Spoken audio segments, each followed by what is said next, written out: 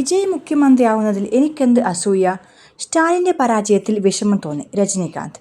തമിഴ്നാട്ടിൽ നടൻ വിജയിയുടെ നേതൃത്വത്തിലുള്ള സർക്കാർ അധികാരത്തിൽ ഏറ്റതിന് പിന്നാലെയാണ് തനിക്കെതിരെ ഉയർന്ന വിമർശനങ്ങൾക്ക് മറുപടി പറഞ്ഞ് സൂപ്പർ താരം രജനീകാന്ത്.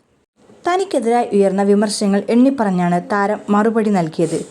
കൊളത്തൂരിലെ പരാജയത്തിൽ വിഷമം തോന്നിയതുകൊണ്ടാണ് സുഹൃത്തെന്ന നിലയിൽ മുൻ മുഖ്യമന്ത്രി എം.കെ. സ്റ്റാലിനെ കാണാൻ പോയതെന്ന് രജനീകാന്ത് പറഞ്ഞു. വിജയ് മുഖ്യമന്ത്രിയായതിൽ തനിക്ക് അസൂയയുണ്ടെന്ന പ്രചാരണം തെറ്റാണെന്നും അദ്ദേഹം വ്യക്തമാക്കി. തെരഞ്ഞെടുപ്പ് ഫലം വന്ന ഉടൻ ഞാൻ സ്റ്റാലിൻ സാറിനെ കണ്ടത് ചില വിമർശനങ്ങൾ ഉണ്ടാക്കി. സ്റ്റാലിൻ 40 വർഷത്തോളമായി എൻ്റെ സുഹൃത്താണ്. എൻ്റെ സൗഹൃദങ്ങൾ രാഷ്ട്രീയത്തിന് അതീതമാണ്.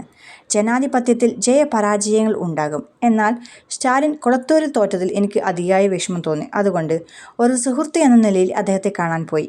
വിജയ് മുഖ്യമന്ത്രിയാകരുതെന്നും അത് തടയാനാണ് ഞാൻ പോയതെന്നും 2 വലിയ പാർട്ടികളെ ഒന്നിപ്പിക്കാൻ ശ്രമിക്കുകയാണെന്നും വിമർശനങ്ങൾ വന്നു. രജനീകാന്ത് പറഞ്ഞു, ഇത്തരത്തിൽ വിമർശനങ്ങൾ ഉണ്ടാക്കുന്നത് വളരെ വലിയൊരു തെറ്റാണ്.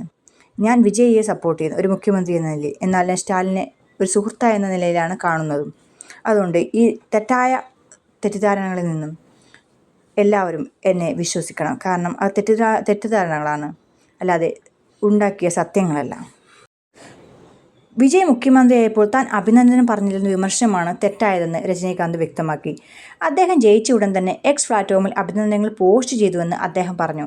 വിമാനത്താവളത്തിൽ വെച്ച് ചോദിച്ചപ്പോൾ മറുപടി നൽകാതെ പോയെന്ന പ്രചാരണം തെറ്റിദ്ധാരണ മൂലമാണെന്നും രജനീകാന്ത് അവകാശപ്പെട്ടു. വിജയിയോട് എനിക്ക് അസൂയയുണ്ട്. എന്നാൽ മറ്റൊരു വിമർശനം, ഞാൻ രാഷ്ട്രീയത്തിലില്ലാത്ത എനിക്ക് എന്തിനാണ് അസൂയ? കമൽഹാസൻ ചോദിച്ചു. ഒരുപക്ഷെ കമൽഹാസൻ മുഖ്യമന്ത്രിയായിരുന്നെങ്കിൽ തനിക്ക് അസൂയ തോന്നിയേനെന്ന് അദ്ദേഹം പറഞ്ഞു. ഏതായാലും എനിക്കും വിജയ്ക്കും തമ്മിൽ ഏകദേശം 25 വർഷത്തെ ജനറേഷൻ ഗ്യാപ്പുണ്ട്. ചെറുപ്പം മുതൽ ഞാൻ അയാളെ കാണുന്നതാണ്. അതുകൊണ്ട് ഇത്തരത്തിലുള്ള തെറ്റായ വാർത്തകൾ പരത്തുന്നത് വളരെ കുറ്റകരമാണ്. അതുകൊണ്ട് തന്നെ ഈ തെറ്റിദ്ധാരണകൾക്ക് ഞാനുമായി യാതൊരു ബന്ധമില്ലെന്നാണ് രജനീകാന്ത് പറഞ്ഞു വന്നത്. അപ്പോൾ ഇത്തരത്തിലുള്ള വാർത്തകളും വിശേഷങ്ങൾക്കുമായി ഈ വീഡിയോ വാച്ച് ചെയ്യൂ. വീഡിയോ ഇഷ്ടമായെങ്കിൽ ലൈക്ക് ചെയ്യൂ, കമൻറ്റ് ചെയ്യൂ, ഷെയർ ചെയ്യൂ. വീഡിയോ ഇഷ്ടപ്പെടുകയാണെങ്കിൽ ചാനൽ സബ്സ്ക്രൈബ് ചെയ്യാൻ മറക്കല്ലേ. Thank you.